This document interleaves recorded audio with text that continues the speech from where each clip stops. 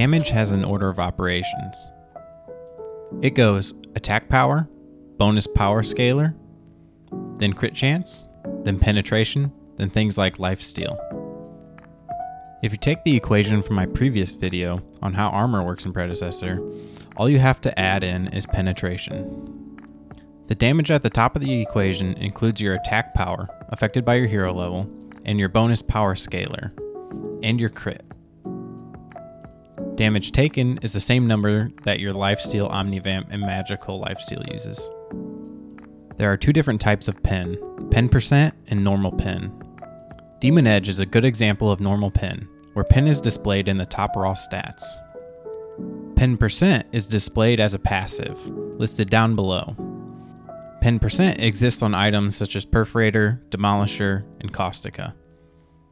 Now if we add pen percent back into our original equation, it looks like this. The benefit of the equation being set up like this is that pen percent is always applied first. If the normal pen was taken off the armor before pen percent was applied, your pen percent would lose a lot of value. Let's do a quick calculation comparison. If you have no pen and 300 damage is applied and the enemy has 100 armor, you will receive 150 damage. The next example uses the same damage and armor value, but this time we built 30% pen and 20 normal pen. In this case, we're doing 200 damage instead of 150. Look out for items that include penetration in the passives. If we take Deathstalker for example, it classifies it as physical shred, where it removes 2 physical armor for each stack. This can be calculated as just normal pen. We also have items such as Basilisk and Viper, where they use the Corrode passive, where it reduces the physical armor of the enemy by 4% for each stack, typically giving you the better value.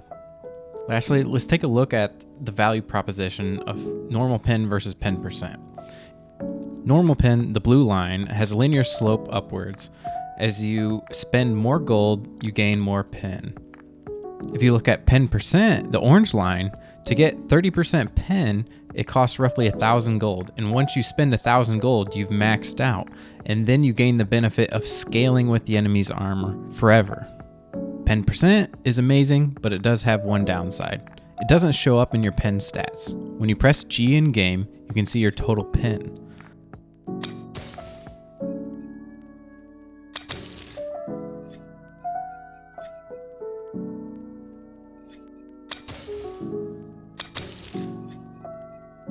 This also means that pen percent doesn't apply to heroes that use it to scale, such as Fang Mao and Kalari. Items such as Deathstalker grant you extra attack speed based on your pen, but beware, pen percent doesn't count towards that attack speed. Thanks for sticking with me. This is Predecessor Builds. I'm out.